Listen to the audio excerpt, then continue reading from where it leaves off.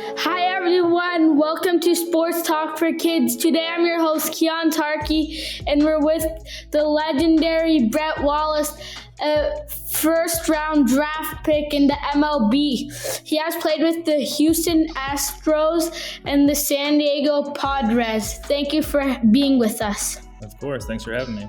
Tell us about your journey. How did you get to pro baseball? I think it starts obviously at a young age. I loved baseball since the day I can remember, growing up, chasing my brothers around, playing baseball and finding that love for it. And when you start loving something like that, you put in all the work and you continue to get better every day. And then getting a chance, play in high school, then play in college and continue to chase that dream and get to the big leagues was such an unbelievable goal for myself, but also something that, I kind of had at this Mount Rushmore for me. Like that was what I wanted to do with my life. I knew that was my goal. And so I just worked hard at it and, had a lot of great people in my life, from my family and coaches and teammates and stuff that pushed me and was able to achieve something awesome. What position did you play? I played first and third base. I switched off a little bit between the two. When did you know you're really good heading to the major league? When did you know that? That's a great question. We talk about it a lot. You have to have supreme confidence in yourself. You work really hard, and so you are very confident in what you're going to do. But I grew up in a really small town, so growing up, it was like I always knew that I was playing well, and it was like, how good does that mean I am? Like I have no idea. And so then, you go to the next level, and then you play well, and then you kind of keep working hard, and you play well at the next level. And to be honest, like when I went to college, I believed that I was a really good player, but I had no idea what that meant and what I was capable of. And I got to Arizona State and I had some coaches that really believed in me and pushed me, challenged me to be the best I could be. After my sophomore year, they started kind of giving me conversation like, hey, like you're going to get drafted, but like how high do you have to go in the first round to sign and things like that, which I think that kind of opened my eyes to like, wow, this is a real possibility. And once I got drafted, it was kind of like, okay, now how hard is it going to be to get from there to the big leagues? And it's obviously hard, but when you get that close, there's nothing you wouldn't do to get there.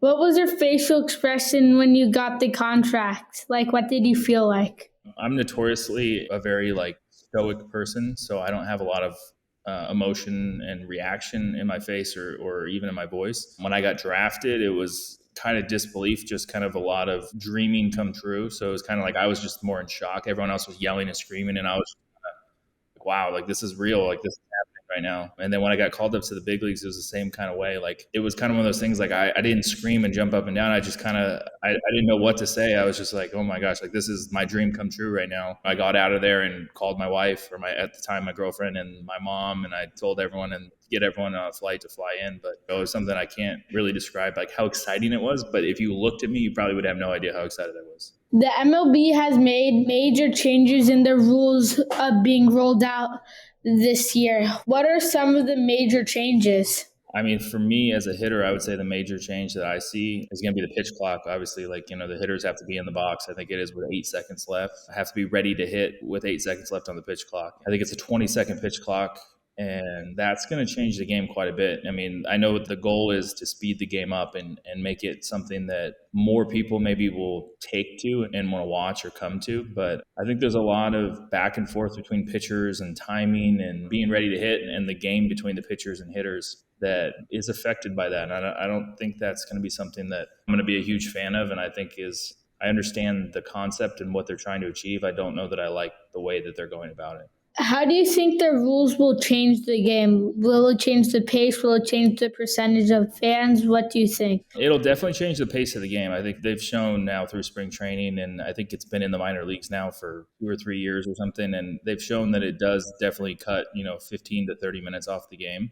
And I think the target audience is the casual baseball fan that maybe isn't as into baseball, that they want to capture that fan. Like, hey, instead of being 3 or 3.5 hours, it's going to be, 2 hours and 15 minutes. You can come watch a game. Similar to like an NBA game or something like that. I think it will have a huge impact on the actual strategy and the actual back and forth. There's a lot that goes into pitchers picking off and messing with the timing of base runners and also messing with the timing of hitters and hitters stepping out and trying to kind of clear their head or get their timing back. And so I think it's going to change a lot about the competition. Would you think it would be harder for the players to play like that or easier? That's a great question. I'm a hitter, so I'm always going to side with hitters. I think it's harder to hit in that environment than it is to pitch. Pitchers in general, they step off the mound sometimes, or they'll shake the catcher's signs off sometimes. But in general, they kind of want to come set and throw. They like to create a rhythm as far as get a sign they like, come set, pitch. I think that hitters more so are at the mercy of the pitcher, obviously, because when we get in the box, they can throw whenever they want. I think it's going to change for hitters quite a bit, and I'm interested to see how it plays out. I know for myself, I was a big feel person. When I was at the plate, I wanted to feel comfortable and feel in